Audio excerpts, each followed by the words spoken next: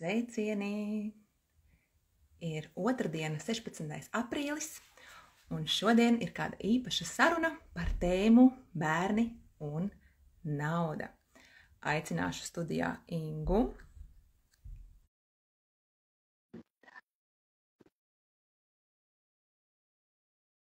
Tūlīt. Čau, mīļā Evelīna, čau! Čau, Inga, tā es ieriktēšu kameru. Super, mēs viena otru redzam, tas ir brīnišķīgi. Jā, klausies, es savā ofisā esmu, kā tu redzi, bez nekādas statīvas, tur rokā, tā kā es sāku roku trīcēt, saguršu, mainīšu otru roku, bet, jā. Liels paldies tev, un tie, kas pieslēdzās tagad, lūdzu padodat ziņu, ka jūs mūs abas dzirdat labi un ka nav nekādas atbalsts, ka viss skan super. Jo kādreiz mēdz būt visādi. Un kamēr jūs testējat mūsu skaņu, es varbūt pavisam īsi ievadā pastāstīšu, ka ļoti interesanti mums ar Ingu pirmo reizi ceļi krustojās pirms 10 gadiem. Ārprāts tas laiks ir paskrējis, un mūsu bērniem ir plus 10 gadi pa šo laiku. Un toreiz mūsu ceļi krustojās. Elī, mums -10. Tā tas strādā uz mamām. Pareizi, bērniem plus un mamām mīnus. Rekur mums raksta īkšķīšus, kad visus laikam dzirdam, redzam. Super, paldies, Baiba. Nu, lūk, tad mūsu ceļi krustojās pirms 10 gadiem Montessori kontekstā.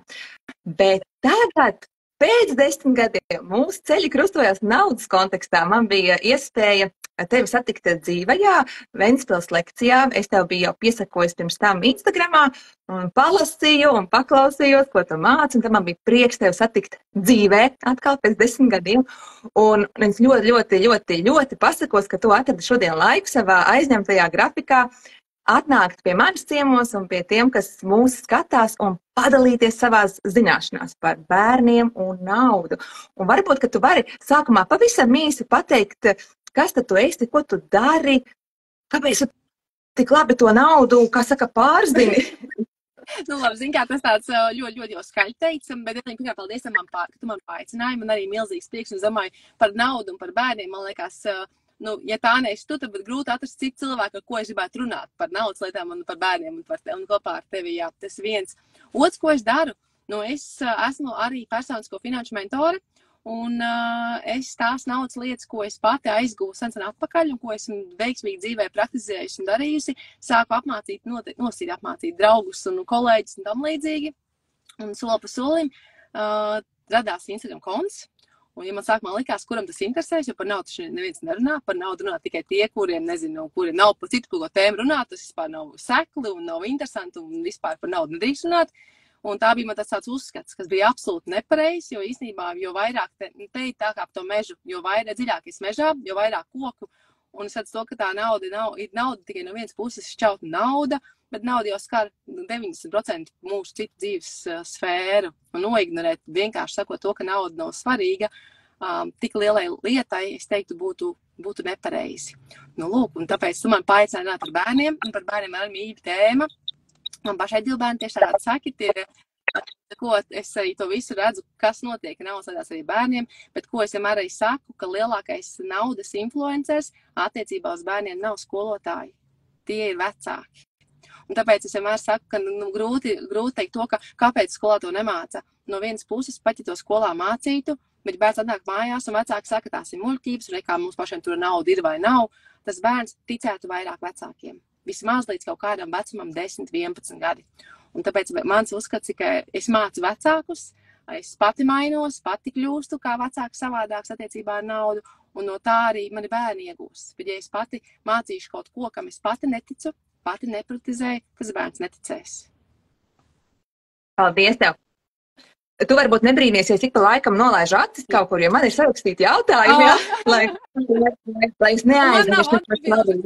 Ja man nav atbildes, man nav jautājuma. Tev atbildes viss ir šeit un tavā pieredzē. Tā kā tev nekas nav jāizgudro, tu vienkārši runās no savas pieredzes. Es tev gribēju paprasīt, vai tu vienmēr esi bijusi tāda, apzinātās attiecībās ar naudu, un kas tad tev ir ielicis tos pamats tādus, redz, ka tu arī nu pat teici, cik svarīgi ir tā ģimene, un ka vecāki, vecvecāki, vecvecāki, nu, kaut kas mūsos ieliek tos pamatus, to mūsu pirmējo attieksmi pret naudu. Ar laiku jau mēs to mainām, bet kas tev bija tas pamats?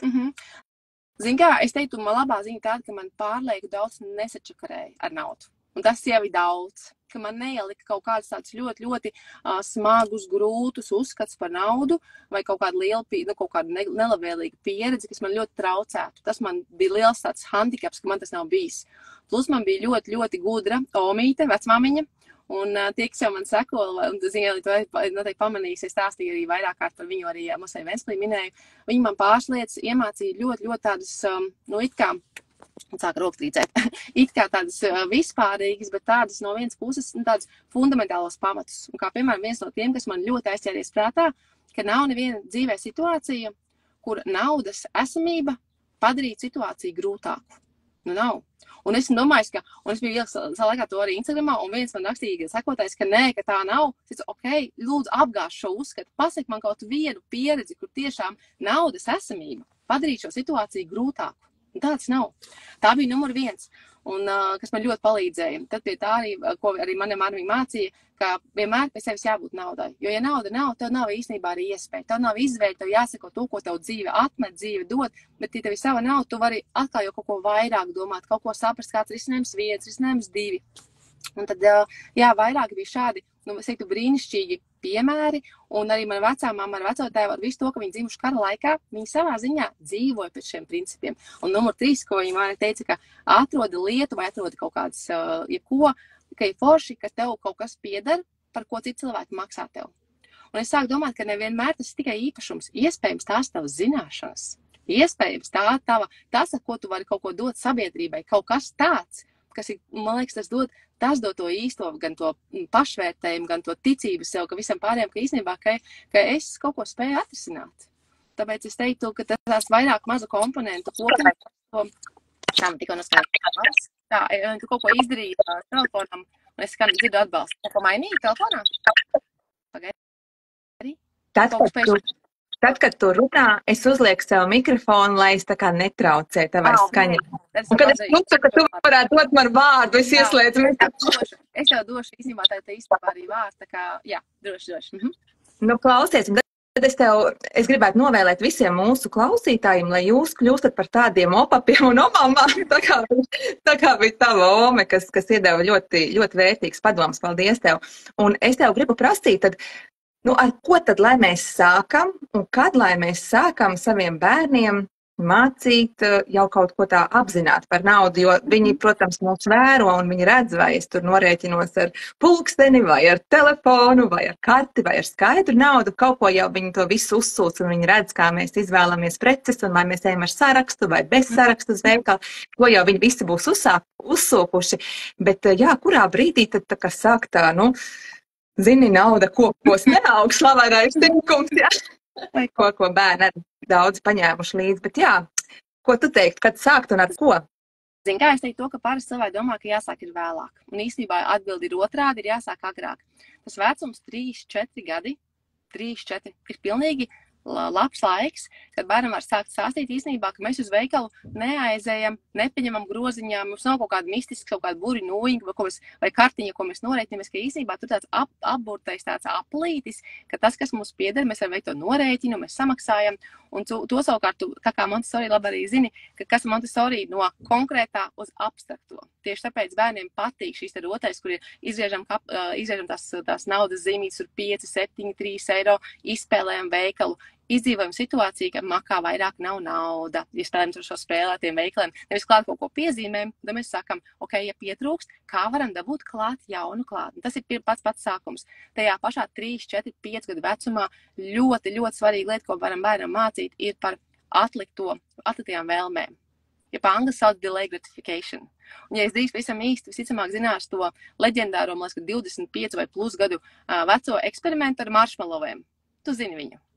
Pavisam īsi, kur katram bērniņš viens pats ir istabiņā, tam istabā bērnam ir 4-5 gadi, stāv viens maršmalos, viņam saka, ja tu neapēdīsi šo maršmalo tuvākās 5 minūtēs, mēs tev iedosim 2 maršmalos. Un tad uzfilmēts, kā tas katrs bērniņš reaģē. Un viņi vēl bija pārbaudījuši, un tiešām kā dzīvē tam bērnam veicās, ka tie, kas spēja atlikt to tagad uzreiz sapēd labāk viens tagad nekā 2 kaut kad, viņam veicās īstenībā labāk, jo viņš spēja iziet caur tām grūtībām, bišķiņ tai nērtībai, lai dabūtu tos 2 zefīrus.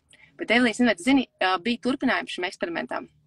Un bija sekojošais, ka bija jau nedaudz lielāki bērni, bet jau bija grupā, nevis vienam, bet vairāku bērnu grupā. Teiksim, vienā grupā 20 bērni, otrajā 20. Un katru grupu ieved 2 telpās, atsevišķās. Un abās telpās iedod tādus saplēstus krītiņus un papīra lapu. Un teica, tagad zīmējam, bet mēs jums atnesīsim pēc 10 minūtēm vēl foršākus krītiņus. Pirmajai grupai atgriezās tie paši tā pieaugušo grupa un atnāca, diemžēl krītiņi tur nebija, un mēs atcēm kaut kāds uzlīmes, kaut kāds pilnīgi tāds nekāds.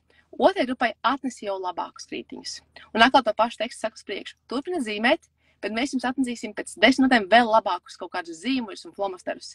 Te pirmajai grupai atkal paiet laiks, atnes nevis zīmulīšu, bet kaut kādus lineālus, pusaplīsušus, kaut kādus cirkuļus, vispār ne to, ko solīja. Otrai grupai atnes to, ko vajag. Un tā vairākas reizes un beigās atkal izspēlēja to pašu maršmalo testu. Pirmai grupai, principā, visi vairs testu nenokārto. Viņi apēd maršmalo uzreiz, viena iemesla pēc. Viņi vairs neticēja, ka vecāki atnāks un izdarīs to, ko solīja. Otrajā grupā no 15 vai 20 bērniem, stipari īsti neatceros, tikai viens bērns nesagaidīja, visi pārējie varēja sagaidīt. Ko viņi pierādīja? Ka tad, kad vecāki sola, bet neizdara. Sola un piečakarē. Sola un pasaka, šo nepirksim veikalā, pirksim nākošreiz vai kaut ko, un to neizpild solījumu. Tas bērns zaudē uzticamību, un viņam būs daudz grūtāk atlikt šo delay gratification. Un tas tieši vecumā 3, 4, 5 gadi. Tāpēc, tajā vecumā ir svarīgi to delay gratification mācīt un bērnu nepiečakarēt. Ja mēs solījām, ka tagad nepirksim mantu, bet ja atnāksim nākošajā reizē uz to veikalu, vai nākošajā būsim kino, tad paņemsim popkornu, nepiečakarē. Jo bērnam tu visu laiku iemāci vai nu noticēt un atlikt to vēlmi, vai žēl to, ka īstenībā, ka nē, man atkal piečakarēs. Es labāk ņemu vienu tagad, nekā man nebūs, netiek krītiņi nekas. Tas tajā vecumā 3, 4, 5 gadi. Es nenormāli daudz runāju, piedod. Tu man droši pacēl rociņu tā kā rāda, un tu man saki, ka kaut ko vajag citu pavaicāt. Tas bija super stāsts, Inga. Es nezināju šo turpinājumu, un man tas tāds arī tā lika tā apstāties. Jā, tā kā liels paldies tev. Un starp citu, tev ir jārunā, jo man trūkst gudrība, tāpēc es aicinu tevi studijā, lai tu dalies savā gudrībā. Piedod, tu vienkārši klūzi iestarpinies, jo es nejūtu, kas var aizplūst no tās viena piemēra uz otru piemēru, trešo piemēru. Tas bija jautājums. Bet jā, tas ir, kur Inga rakstāja komentāri, jā, vēlams absolūti izpildīt, tad, ja bērns par to ir aizmirsis viennozīmīgi. Un tas būs pie tā nākošā posma. Ja tas bija 3 ar 5 gadi, tad posmas 6, 7. Tā kā, teiksim tā, ka sākums skola. 1. klase līdz kaut kādai 4. 5. klasē. Ir tas posmas 6 līdz 10. Un tas ir tas pirmais kārtīgais laiks, kad bērnam ir jāsāk dot kabatas naudu. Un man ir teikšu vecāki, bet viņam taču neko nevajag. Mēs visi paši nopērkam, visu viņu, un domāju, kur viņš izdarīs, pirmkārt, to reālo pieredzi, tā ir mana nauda. Es pats izvēlos, es pats sakrāju, ja gribu, ja negribas nekrāju, izdaru savus kļūdas, izdaru savus secinājumus, kur tas būs. Tāpēc kabatas naudas došana, sākot no 1. klases, es teiktu, ir gandrīz obligāta. Un te savukārt es vienmēr saku, ka nedrīkst jaukt kabatas naudu ar kaut kādu launadziņu naudu. Es jau bērnam video naudu, viņam tikai jāpēd launadziņš, jāizbrauc uz pulciņu, un vispār nauda ir viņa, un viņš man to tā nav kabatas nauda. Kabatas nauda ir tāda, kas ir viņa brīvā rīcībā. Un kabatas naudas, kas mēs kāpinam, jo lielāks bērns, varam kabatas naudu pielikt klāt lielāku, bet no mazākas uz lielāku. Kāpēc es neiesaku dot zem sākuma skolas, jo tā kabatas nauda būs tik maza. Tur būs kaut kādi, varbūt centi, pat ja tur būs kaut kāds, varbūt eiro, ka tam bērnam būs vienīgā izpratne, ka kabatas nauda ir našķis, vai kabatas nauda ir kaut kāds maziņš, kaut kas, nekas nesanāk būtiski. Kamēr bērns ir kas pats 5 gadi vai 6, vēl ir kaut kāda limita, ka, piemēram, mums mēnesī ir viena iespēja. Un iespēja ir izvēles tur kino, vai, nezinu, tur kaut kāda manta, vai tur, nezinu, jebkāds zooloģiskais dārs, un bērns pats izdomā. Tas savā ziņā arī kabatas naudas došana caur izvēli, nevis caur tīro naudu. Lūk, bet vecumā no 1. klases kabatas nauda ir obligāti, teiksim tā, kā obligāti ieteicama. Tas ir viens, un kas aklai svarīgi ir kabatas naudu nemanipulējam. Nevis tā, ka, ja tu to neizdarīsi, es tev nedošu. Vai tev, ja es aizmirsīšu, atgādini, bērnam nav jāatgādina. Ir jābūt tā, ka katru tur pirmdienu, vai katru trešdienu, vai katru kaut kādu to dienu, ir bērns zina, ka man būs kabatas nauda. Man nav jālūdzās, man nav 10 reizes jāatgādina, un tā tākiem, man tagad nav došu nākamnedēļ. Nu, tas arī nav iespējams. Tāpēc nemanipulējam konstanti, bērns zina, kādu summu jārēķinās. Viņš zina to, ka man būs kabatas nauda, un tad es ar to arī rēķinos. Un tas ir vecumā sākuma skola no 1. līdz 4-5 klasē. Un cik tu lielu ieteiktu to kabatas naudu? Zin kā, atšķirās loģiski pilsētas, reģioni, dārdzība un tam līdzīgi. Mēs paši darījām ļoti vienkārši, kura klase tikai eiro nedēļā. Jā, kura klase tikai eiro nedēļā. Ja jūt to, ka tas nedēļa varētu līdz 1,5, kura klase tika arī eiro. Nu, tas ir kas kāda. Varbūt 2, tas nav tik svarīgi. Galvenais, ka tas bērns saprot, tā ir viņa paša nauda, un tad to kabatas naudu, kas ir ļoti svarīgi, kas jāizstāsta un jāizskaidro, ka kabatas naudu mēs visu neiztērējam. Ka vienmēr atstāja to daļu sev. Un tas ir tas pirmais princips, jo ātrāk tas bērns iemācīsies.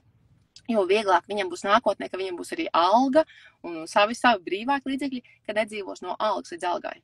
Jo tu labi zini, ka, ja mums ļauj iztērēt visu, vai ļauj apēst visu popkornu paciņu vai čipšu paciņu, mēs to arī izdarām. Apēram visu un dzīvojam līdz nākošajai paciņai. Nauda ir principā tieši tas pats. Iemācām, ka man vienmēr var būt. Man bija dēls pateica, ka viņam bija slims, ka vienmēr 20 eiro vai kaut kā tās viņa summa, vienmēr viņam stāvēs. Tas ir, ka ja viņiem pēkšņi vajag, vai kaut kas vienalga, kaut kāda būs jauna, kaut kāda vēlme, tā nauda viņam tur būs. Nevis viņam jāgaida nākamā kabatas nauda, un tad vēl jākrāj tur tās pāris nedēļas. Nu, tas ir par kabatas naudas lielumu. Un par kabatas naudu vai vajadzētu, daži saka par labām atzīmēm, par ilasītu grāmatu vai kaut kādu mājas pienākumi. Es vienmēr saku, par mājas pamatpienākumiem mēs nemaksājam. Un tie, kas ir pamatpienākumi, varbūt tā, ka ģimenei no ģimenes atšķirās. Jo, piemēram, vienā varbūt pamatpienākumi ir tikai sakārtot istaba, sakārtotas drēbes, vai kaut kāds kādam būs obligāti, tur suns laukā jāizved, vai kaut kas jāpalīdz ārpus dārzā, kaut kas jāpalīdz. Par pamatpienākumiem nemaksājam. Jo, ko es vienmēr bērniem stāstu, ka mājās nav viesnīca, mamma nav kalpone, ka ja mamma ir kalpone, tā ir viesnīca, to ir jāmaksā. Jums ir jāmaksā man. Nu, te nav viesnīca. Un es mācu to, ka mēs visi esam pilnīgi pamatpienākumos, visi esam vienādi. Neviens nav lielāks kalps nekā otrs. Un tas atkal vienmēr, ko es atgādinu sev, ka vecāks īsmā neaudzina foršu bērnu. Vecāks audzina foršu nākotnes pieaugušo.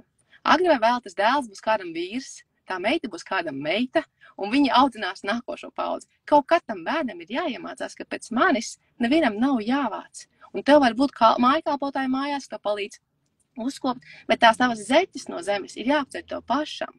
Tā tava krūzīte no tava galda ir jāiznes tev pašam līdz traukmašīnai, vai pat jāizpazgā, kā kurā ģimenē. Tāpēc es teiktu, ka tas ir, jo ātrāk, kā sākam, no 1. klases var mierīgi mācīt, ka pēc tevis nevienam nav jāvāc. Lai cik bagāts tu būtu, pēc tevis nevienam nav jāvāc. Tad mēs varētu teikt, ir arī ienākuši tādi jautājumi, tas arī, ko tu tieši adresēji par tiem darbiem, par kuriem tad bērnam it kā maksāt. Tad katrā ģimenē jums pašiem, vīram ar sievu, vecākiem vajadzētu vienoties savā starpā, kas tad ir tie darbi, par kuriem mēs nemaksājam, ja? Un kas būtu tie, par kuriem mēs maksājam. Varbūt, ja tur garāžu iztīra vai, es nezinu, sezonāli kaut kādi darbi. Jā, un tas savukārt man ir nākamais, kas būtu baigi forši, ka to teikt tā bērni to, ka par šiem visu paši darat, bet jums es kaut kādu mantu noskatījuši vai kaut kādu lietu nostījuši, un kāpēc naudu pa īsu, vai kaut ko vai dabūt vairāk šo te naudu, jūs varat nākt paši klajā, ko jūs varat ģimenē, mājā uzlabot, piedāvāt. Un man bērns laikā bija sagatavojis par tādu sarakstiņu, ko viņš bija piedāvājis kaut kāds vairākus mazgāt tur logus, izsūkt tur mašīnu un pats piedāvājis cenu, cik viņš gribētu par to saņemt. Nevis es saku 2 eiro, nē, ļauj arī bērnam pirmkārt pašam novērtēt, cik mans darbs maksā. Viņam ir jābūt nērti to naudu paprasīt, un viņam tieši laikā ir jābūt ok, ja viņu atšuj. Jo pa lielam mēs tieši tāpat būsim pieaugušie, mēs rīkojamies darba tirgu. Ir ok, ka es paprasu tik un tik eiro, man var pateikt nē, un man var pateikt jā, un mana vērtība no tā nemainās. Jo ātrāk bērns to iemācās, un ātrāk pamana apkārt lietas, ko viņš var izdarīt, Jo, man liekas, ka viņš ir daudz gatavāks dzīvē nekā mācoties to, kas varbūt nebūtu tik svarīgs dzīvē. Tāpēc teikt, jā, par pamatu pienākumiem nemaksājam, jo kāpēc, ja tu viņiem maksātu, bērns ar kādu izvēlēt, ka man nevajag tos 2 eiro. Un tad, ko tu viņam iztapkārtos? Tu viņam pēc viņa vāksi, tas ir tāds, ka vispār nav diskutējams. Papildus pienākumi, viņš pats izdomā, pats piedāvā, un tālāk tavā pusē ir bumba. Piekrītu, nepiekrītu, kaulējos par cenu vai tam līdzīgi. Man bija bērns izdomājis, ka viņš mazgās logus par laikam 2 eiro. Viņš publicējusi Instagramā. Viņam bija ļoti daudz klientu, kas bija gatavi uzreiz viņu ņemt, lai mazgā arī viņam logus, ka 2 eiro pārāk lēti. Bet tāda man tas dēls bija to cenu izdomājis. Bet vai tev ir bijusi pieredze, ka tev ir pārāk augsta cena un tev vajag sākt kaulēties, un kā tas izvēršas? Nevajag, ka tu paldies, to es pat izdarīšu. Jā, mierīgi. Un pilnīgi bez emocijām. Tur nav tā, ka tur kaut kā jājūtās nērti. Tas ir parasti. Es piedāvāju, paldies, man neinteresē. Jā, viennozīmīgi. Un tas savukārt posmā jau, kad lielāks 10, 14 gadi, mēs tagad esam jau pretēji. Proti, ka tev varbūt tā kabatas nav nedaudz lielāka, nedaudz. Bet es katru dienu tiešām, un man meitai, kam tikai 7 gada puses, viņi pavilkās dēlam līdzi, ir sekojoši, ka mēs katru dienu novērtējam 3 lietas par katru bērnu. Sakārtot gulta, sakārtots galds, un nekur nekas nemētājās, ne drēbes, nekas. Ir 3 plusiņi. Ja visas nedēļas garumā ir 3 plusiņi, tad kabatas nauda ir tāda, kāda viņi ir. Ja kaut kur nav izpildīts, ir mīnusiņš. Dēlam pa katru mīnusiņu ir 50 centi mīnusā, un meitai ir 25, viņai ir mazāk kabatas nauda. Meitai nav bijis vispār neviens mīnusiņš. Viņai tik ļoti patīk, ka visi kārtībā, viņa sakārto to savu mugursomu, viņa skolu laicīgi visu. Man liekas, brīnišķīgi, man tas neko nemaksā. Tiešām man tas neko nemaksā. Un viņa ļoti ātri sapratīs, ka ir jābūt. Tomēr tā ir tā mini disciplīna. Dēlam ir kā kur reiz klibo, un man liekas, ka ļoti labi, ka viņš izjūtot to sajūtu, ka ja es nesakārtošu, man tā nauda nenāks. Un tas, ja man saku, tas ir sevišķi nākotnē, vecumā 10, 14 gadi ir jāapzinās, ka ja es nekustēšos, ja es tikai gulēšu gultā, skrolēšu telefonu, apkārt mētāsies zeķis, kāda man būs arī alga. Labākajā gadījumā man būs pabalsti. Vai minimālā, kur es kaut kur ejot, kaut ko darīšu. Un atkal, jo ārā bērns saprot, ka man ir jākustās, man ir jādomā, man ir jāpiedāvā kaut kādu papildus, kaut kādu man pakalpojumu, man nāks vairāk nauda. Un otrādi. Mums arī te ienāca jautājums par to, ja bērns grib visu un nav, tad es uzskrolēšu Laimas jautājumiem. Tātad, kā runāt ar bērnu, lai tā naudiņa neaizietu tikai saldumos? Kur bērnam piedāvāt tērēt kabatas naudu? Jautājums, cik vecs tas bērns ir? Un man ir galvenais princips, kāds ir, ar bērniem mācu, ka pirmkārt visu summu neiztērējam, no katras kabatas naudas atliekam kaut ko nost. Meitai, kurai saka godīgi, meitai 1. klasē, viņai 1. gads ir kabatas nauda.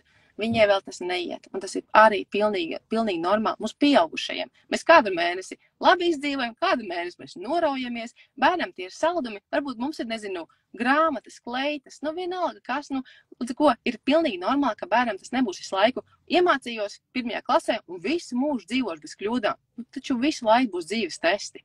Tur kaut kas saplīsīs, kaut kas būs jāmaina. Es teiktu, ka pirmkārt, kas ir galvenais jāiemāca, ka pirmais vienmēr jāpaliek pāri, kāds kabatas naudas kaut kādi 10%, kaut kāda summa, ko vienkārši uzkrājam cūciņai.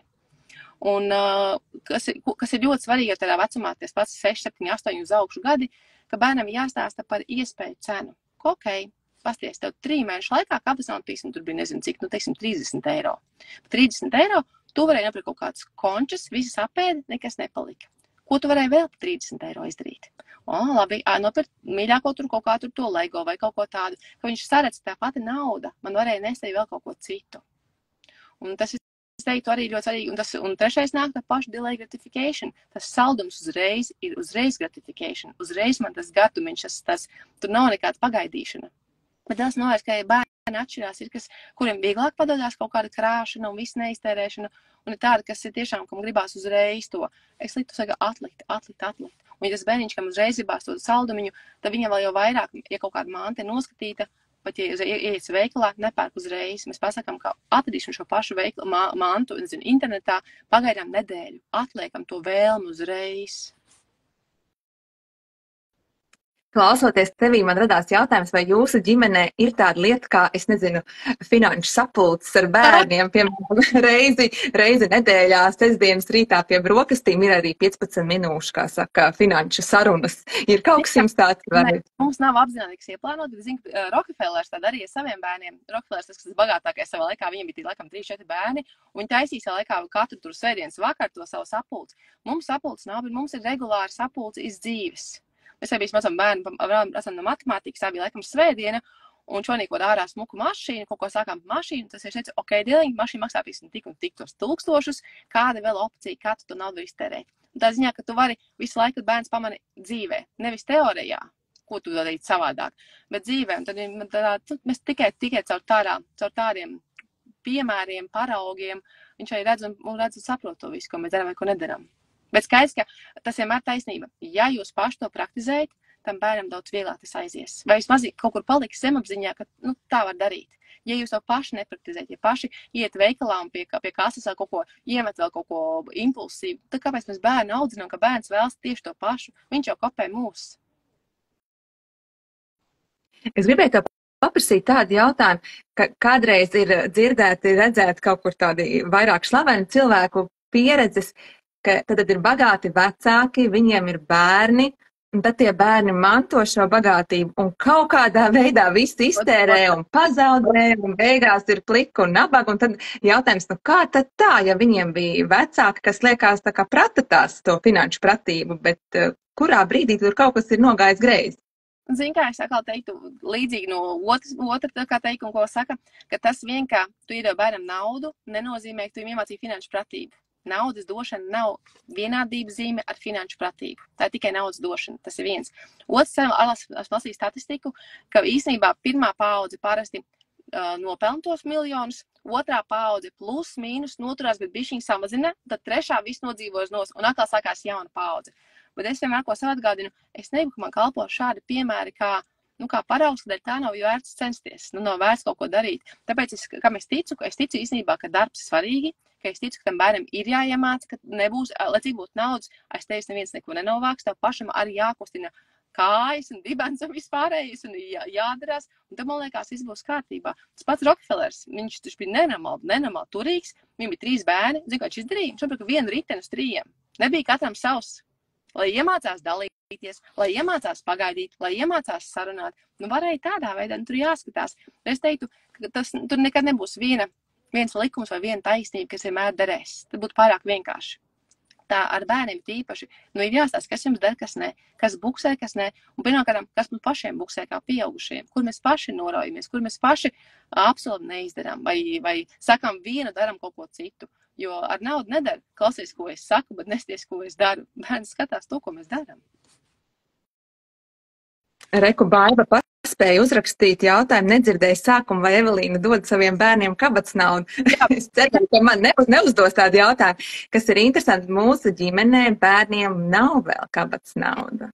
Mūsu visi bērni ir mājmācībā, un tad man tā doma bija tāda, ja viņi, kas saka, tā kā ir mājās, un tagad gan ir tālmācība, kas varbūt ir tā kā solis ārpus mājas, bet mēs tā neizjutām vajadzību dot speciāli kabatas naudu, jo viss jau viņiem ir.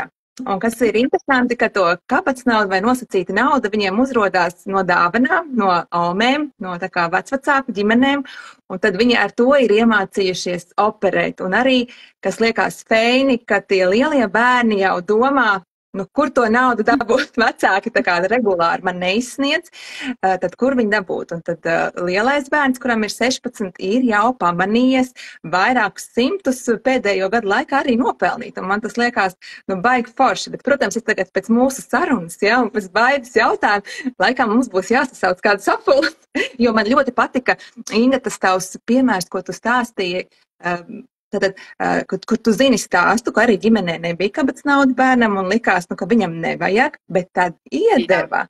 Un kāda spuldzīte tam bērnam galvā iedegās. Ja? Un tas stāsts man patiesībā iedrošināja, ka tas var bērnam arī to, ieslēgt tiešām spuldzīti, kā to naudu pavairot, ko ar to darīt. Jo mūsu mājās ir tā, ka tad bērni saņem šīs te dāvanas un ne tikai dzimšanas dienās, kādreiz kāda oma arī, piemēram, 1. septembris, nu tad kancelēs precēm uzdāvina kaut ko, ja, nu tādi mirklīši, kur uzdāvina naudu. Un tad tas, ko vīrs savulaik tā iedibināja bērniem, ka katram ir tā kā sava aploksne, kas saucās kontiņš, ja, konts, kurā viņš ieliek, bet viņš ārā neņem. Tas, ko tu tā kā teici, ka tu noliec sev, bet vīrs tā kā sargā to aploksni, un viņš, galīgi, ja tev vajadzēs, es nezinu, kaut kādam lielam pirkumam, un tev pietrūks, ok, atver to kontu, bet speciāli never, nu, tā kā, lai tur tā nauda krājās. Tā kā tas ir Baiba, tā ir atbild uz jautājumu par situāciju mūsu ģimenē, un noteikti, ka mēs pārdomāsim vēl tagad dzirdēto no Ingas. Jūs zināt, kā man liekas, tā kabatas nauda, kā lielā nauda dāvina parasti, viņu, vismaz es novērojos, ka bērniem ir grūtāk un vairāk žēl iztērēt. Ja tā ir varbūt apaļu summa kaut kāds 20 papīrā vai 50, tādu mazāku. Viņš var pats sajust to, ka, ok, es varu rēķināties, es varu plānot, es varu kaut kādā nieciņu nopirkt. Nu, ļaujam tam bērnam arī kļūdīties, nopirkt kaut ko, ko viņš nenormāli gribēja. Saka, man mazā, viņai patīk kaut kāds Ķīnas maziņa, kaut kāds šausmīgs. Ir tāds veikals konkurences cēsīs. Tu nezināsi, tur pārdot tāds tiešām 50 centi līdz eiro, bet, nu, tur var visu kaut kāds brīnums atrast. Un viņai patīk. Un skaidrs, ka man liekas, no tāds dabas viedokļu un resursiem, kāpēc? Un man liekas, bet es nevienmēr pērku to, kas viņai patīk. Kāpēc es savas kurpes varu attaisnot? Un viņa nevar nopirkt to, kas viņai interesē. Un tad, man liekas, nav īsti godīgi. Un tad es ļauju viņiem to secinājumus izdarīt, jo secinājumi arī nāk nevis no teorijas. Secinājumi nāk no prakses. Ko es izdarīju nepareizi? Ko es nākamais darītu savādāk? Kam es varu vēl sakrāt? Ko es varu vēl jaunu, kā tā lampiņa iedegās? Tā kā nav šo līdzekļu. Līdzekļu resursi tikai, nauda tikai resursi. Kad nav šo resursu, nu man jāgaida, ka sadāvinās. Reku Baiba vēl prasa, kad ir sākusies tradīcija par kabatas naudu? Vai tev ir kāds priekšstats? Kad tad sākās tā ideja? Nu, noteikti kapitālismā. Es godkārt, man liekas, ka Latvijā tas krietni vēlāk nekā citās. Es pieļauju iespēju. Bet nu arī es neesmu lasījis. Es zinu, ka nauda, tā kabatas nauda, tas ir tas bērni pirmā reālā saskaršanās un savas lēmuma atbildības saprašana. Dāvināt nav tomēr, tur vecāks kaut ko uzliet to aci, nopēc kaut ko gudru, nopēc tur grāmatas, nopēc jaunas kurpes skolai. Tomēr kabatas nauda, viņš zina to, ka mamma pakausī neelpo. Nu, es varu tiešām uzsaukt tiem saviem draugiem, nezinu, nu, kaut kādas končus, nu, lai tā ir, nu, tā ir viņa izvēle. Bet kas ar kabatas naudu ļoti svarīgi, ja tas bērns to kļūdu pieļāva, vai to maku pazaudēja ar kabatas naudu, mēs nepamperojam, nedodam apakaļ jaunu. Viņam jāsagaida nākamā kabatas naudas diena, viņš saprot to, ka, ok, es pieļauju kļūdu. Ko es no tā mācījos? Un pats vēl svarīgs par to kabatas naudu, ja arī mēs dodam, un bērns nopērk to, kas nepatīk, tas saka tās konkurenti Ķīnas šausmiņas, mēs nekad nekritizējam un nemācam pēc tēriņa. Mēs mācam tikai pirms. Pirms mēs mācām un stāstam, kas ir gudra tērēšana, bet pēc tam, ka bērns nopircis, nesakam, ak, Dievs, nu varēja taču nopirkt tomēr burtnīcu, nevis kaut kādu šitu, un to jau bija 3 nagu lakas un vēl kaut kas. Tā ir viņa izvēle. Man arī ir 3 maiciņas vienāds. Man bērns nebāž to acīs. Kāpēc, lai mēs kā pieaugušie to darītu? Bet nekad nemācam arī pēc tēriņa, jo tas paliek bērnam ļoti, ļoti, es dalīsies arī vairāk kārt, ka tas paliek pieaugušam arī atmiņā, ka man aizrādīja, ka es nemāku tērēt. Un tā sajūta, varbūt es tiešām nemāku tērēt. Ja nu es pat tiešām nemāku tērēt, tā ir ļoti, ļoti dārga sajūta. Dārga, par ko mēs, domāju, maksājam, par ko ļoti dārgu naudu. Tā mums gribās, mums vienmēr apliecina, ka pareizs lēmums, pareizs pirkums, viss pareizi. Tā nebūtu jābūt. Es vēl paturpināšu ideju par to naudas taisīšanu, ka bērniem ieslēdzās. Bija tāda situācija mūsu ģimenē, ka meita gribēja kleitu. Skaista kleita, 78 eiro, man liekas, maksāja. Un es viņai saku, nu klausies visu, es tā kā nevaru tev uzdāvināt šo te kleitu, bet es tev varu uzdāvināt kaut kādu daļu. Es nezinu, cik es toreiz teicu, 15, 20 eiro es varu ieguldīt šajā kleitā, tiešām skaistā, un tev dzimšanas dienu, bet visu summu nē. Un tad viņi sāk štukot, tad kas viņai ir kaut kas, ko varētu ielikt andeli mandeli. Bet vispār pirmā ideja viņai bija, lai es uzrakstu un paprasāju, viņa nebūtu ar mieru sadarboties. Nu, tā kā, kad uztais fotosesiju, ka viņai tā kleita, matā kleita, un tā kā uz sadarbību, ka varētu dabūt to. Un viņa man tā kā tādu spiedienu izdarīja tādu. Es saku, labi, rakstu, aizrakstīju. Saņēmām atteikumu, ka šoreiz nē, kad tā kā jaunā kolekcija jau tur ir beigusies, visu, nu tā kā nē. Es saku meitai, nu nebūs sadarbība. Labi, tad viņi iztako to andeli mandeli un kaut ko tur nopārdeva, un beigās viņi to kleitu nopirka. Un man liekas, nu, baigi forši, ka es nevarēju viņai pateikt, jā, es tev varu nopirkt to kleitu tagad un tūlīt, bet varēju kādu daļu. Tā kā mums tāds piemērs. Tas, ka viņi pati beigās kleitu, man liekas, viņi to kleitu atcerēsies, visticamāk. Es pat bērnībā atceros, vinēju vienā konkursā, un tā bija vienīgais konkurss, kā bija naudas balva. Un es vinēju, man liekas, 15 latus.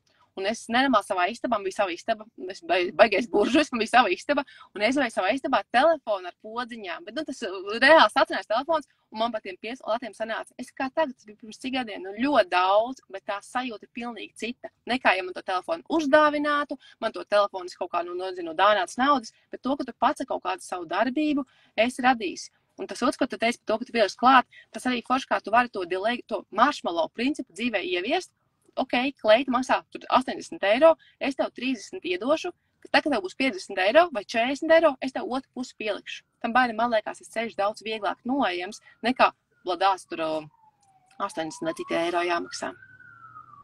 Un vēl, zinu, stāstīt par to dāvans un kāpēc naudu man dēlam bija kaut kāda bija sakrājis, un jau papīra naudā. Viņš bija kaut kāda jauna manta nostīs, saka, nu, tu naudu ir nopērts. Viņš saka, es negribu tērēt to, kas man ir. Es gribu radīt jaunu naudu.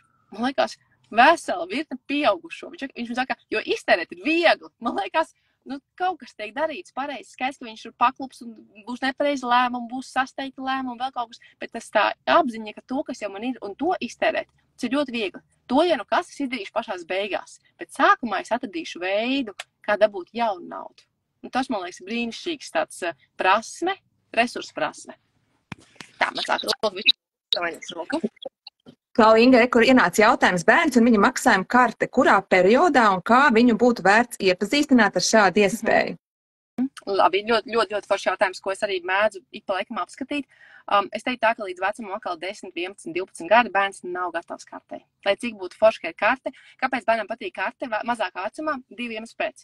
Pirmais iemesls, es kopēju savu mammu, esmu tik liela kā mamma, es norēķinos tā kā lielā ar kartiņu. Otrs iemesls, kartē, taču nav naudas, Evelīna. Kartē, tas ir mistiskā, maģiskā kartiņa, kurā es nemaksāju ar naudu. Tur vienkārši pīkstinu, un man viss ir, ka man nevajag naudu nemazām, man ir tikai karti. Tāpēc es teiktu, ar karti bērns ir gatavs tad, kad pirmkārtām viņš spēja visu naudu neiztērēt. Otrs, ka viņš spēja saprast, kas ir atlikums. Ka, piemēram, no katriem veiklā maksājot kaut ko, man paliek pāri, kas ir atlikums. Nu, un trešais, ka viņam nav tendence pazaudēt, kaut kur aizmāršīt, kaut kur nolikt un tam līdzīgi. Ja tas viss 3 principi ir, viņš būs gatavs 10 gados, 11 gados. Mans dēls tagad tikai prasa, gribētu to kartiņu, jo kartiņu varētu tur savu zīmējumu uzlikt, un tur vēl kaut ko, viņam būtu ērtāk skolā maksāt par pusdienām, bet es saprotu, ka tā būtu kartiņa nevis kabatas nauda, bet tīri viņam, saucamā tā laundziņa nauda, ka, ja nu kas, lai viņi pie viņa stāv, tie, tu nezinu, 10 eiro tajā kartiņā ir, ja viņam kādreiz jāpēc tie laundziņā, ir ko samaksāt, bet tā nebūtu klasiski kabatas nauda. Bet es teiktu, mazie bērniņi noteikti, lai cik viņš gribētu to kartiņu, tā kā mamma, viņi nav gatavi kartei. Un redz, kā mums te viens arī ierakstīja, ka cik dažādi bērni, ka viens ir ļoti taupīgs un otram vispār nauda neinteresē.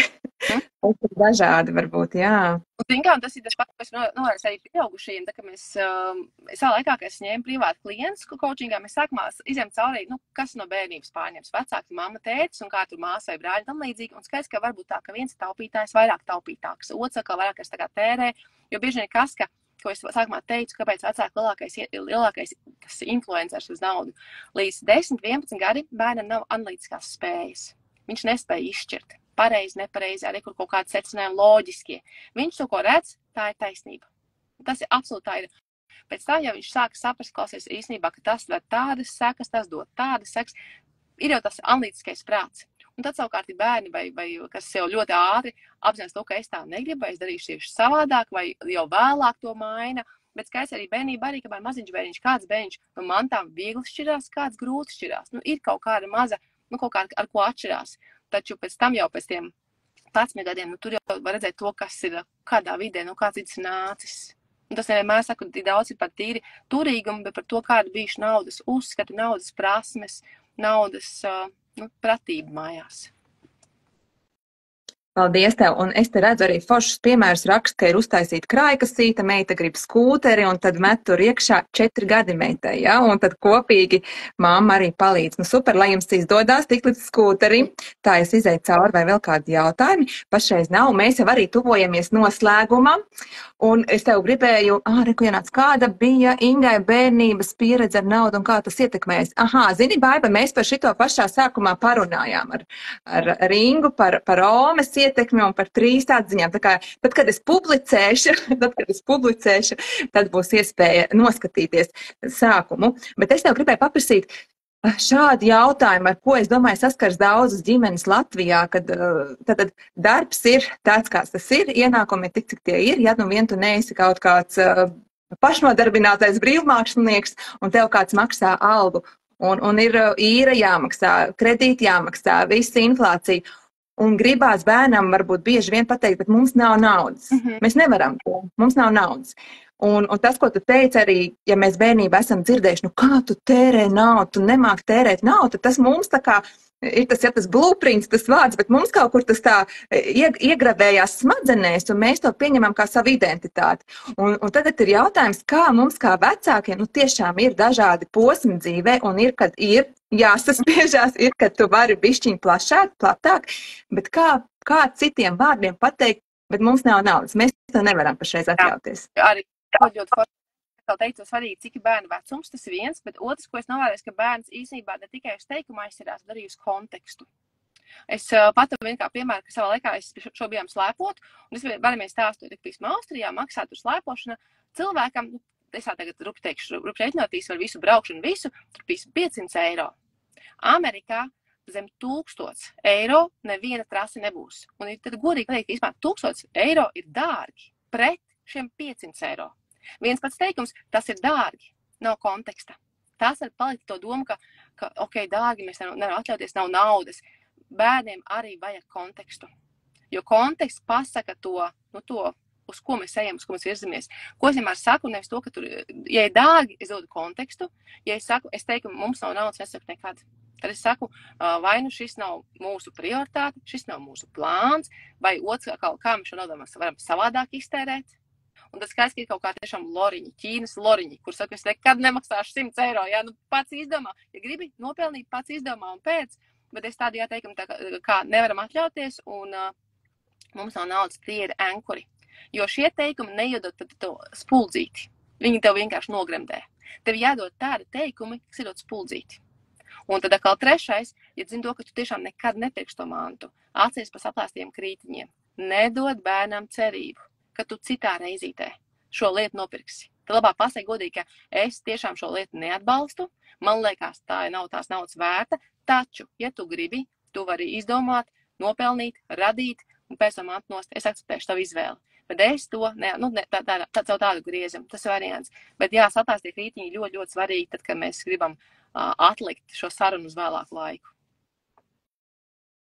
Paldies tev, Inga. Aiva arī raksta paldies, ļoti vērtīgi. Un es arī gribēju tev pateikt paldies par tavu laiku, tavu dārgāko resursu un par tavām zināšanām, ar kurām tu ar mums visiem te pāri pa 100 cilvēkiem dalījies. Mēs tev visi sakam paldies. Un es tev gribu paprasīt, kur tevi var satikt. Tu saki, tu esi arī personīgo finanšu, kā saka, coach, treneris, palīdzēs saprast, ja mūsu klupšanas akmeņus, jo tā kā tu teici, ja mēs vecāki apzināmies, ka kaut kas ir jāmaina, jo, ja man nepietiek, kā saka, ja mēneša beigas un konts jau tūlīt ir tukšs, un man ir stress, ja, ka es saprotu, ka kaut kas ir jāmaina, tad kur var tevi satikt? Tad viens ir Instagramā iet cauri visiem taviem ierakstiem, mācīties tur. Ir godīgi lieku ļoti daudz arī bezmaksas informācijas. Apzināti, es zinu to, ka mēs katrs spējam paņemt savā tempā, savā ātrumā, savā to, ko vēlamies paņemt. Tad viena iespēja vienkārši tiešām lasīt, iesaka man gan grāmatas, gan linkus, es neslēpu. Man liekas, ka man vispār nav žēl dalīties. Man liekas, ka jo vairāk būs laimīgi ģimeņi, jo vairāk būs laimīgi bērni, jo vairāk būs tiešām tāds sakārtot, un tas viss ir miedarbībā. Otrs, ņemot gan vērā, ka es privāti nevienu nekonsultēju, nevienos ne jautājumos, jo vienkārši tīri tieši tas resursi ir tik, cik viņš ir. Un ik pa laikam man ir online kursi, visi kursi vienmēr publicēju arī Instagramā, kad tie sāksies, un ir tiešām uz sevis, vienmēr iesaku sākt ar gudri ar naudu. Tas pamats, kas man liekas, kas ir ļoti, ļoti tāds fundamentāls, tāpat kā mājas, es jau saku, mājas celtniecība un labklājības veidošana ir vienāda. Viņi sākās ar pamatiem. Ja pamati ir purvā, pamati ir, uzcelti smiltīs, kas nav paredzēti pamatiem, tur ielikt foršākos logus, veluks logus un tādu jumtu un ko tik vēl, un mājās smukākās lietiņas. Tā māja nav stabila. Mums jau vajag, lai būtu tā stabila, tas pamats. Un tas pamats nav tikai tas noteikti nav par katra čeka uzskaiti, tas par tādu sistēmas izveidošanu. Tieši tas, kas dara katram individuāli. Tāpēc es teiktu, jā, Instagramā seko droši, es jau arī, ja interesēts kaut kāds jautājums, padalosim arī publiski, izstāstu to jautājumu arī publiski, jo, ja vienmēr saku, ja kāds vaicāja, es ticamāk, tas vēl kādam būs interesanti. Un tad, jā, pieteikties kursos, nākt uz kursiem. Vai arī pa laikam es kaut kur ir brauc, kur aicinu, tā kā tu biji Ventspilī un redzēji mani Ventspilī. Tāpēc tā arī ir opcija. Vai tev ir jau kāda nākamā lekcija, kur tu zini, ka būsi? Nē, tikai 2 kur nebūs publiskais. Man liekas, ka nē, bet ja ielākšana. Paldies. Bet zinu, ka mēs pēc katra laiva, lai nevis vienkārši noklausās, bet ierakst komentārā tev, kas bija vērtīgākais. 3 lietiņas, tas ir 3, jo kāpēc es padzinu pēc sevis, tad, kad mēs pierakstam, mēs daudz labāk to atcerēsimies. Ja mēs vēl pierakstam un izstāstam kādam citam, ko es dzirdēju, vai vēl ieviešu, tad vispār izcili. Bet mēs sākam to, ka pierakstam. Paturam prātā to, kas bija galvenais. Tad pārējais, ok, lai iet laukā, bet atzīmēm to, ka es paturēju, un 3 lietas bija ļoti, ļoti svarīgas. Tā.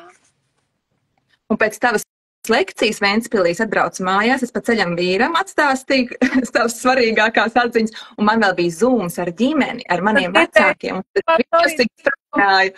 Kā tad viņiem vecvecāki mācījuši par naudu? Tā kā mums jau tur arī ir aizsījās sarunas, tā kā paldies. Un tiešām paldies visiem, kas pieslēdzās, kas skatījāties. Ļoti novērtēsim jūsu atbalstu pēc tam, kad šis būs publicēts arī ar kādu sirsniņu, un kā Inga teica, ierakstat kādu komentāru, un droši dalaties arī ar citiem. Jo, kā tu teici, jo mēs būsim vairāk, kas pratīs ar naudu operēt, jo visiem būs labāk, gan mums, gan arī valstī. Nu, ko, Inga, paldies, lai tev skaists nedēļas turpinājums. Un es gribētu teikt, tad līdz citai reizei. Obligāti, Elīna, obligāti. Atā, klausies, paldies tev liels vēlreiz. Puķis, atā.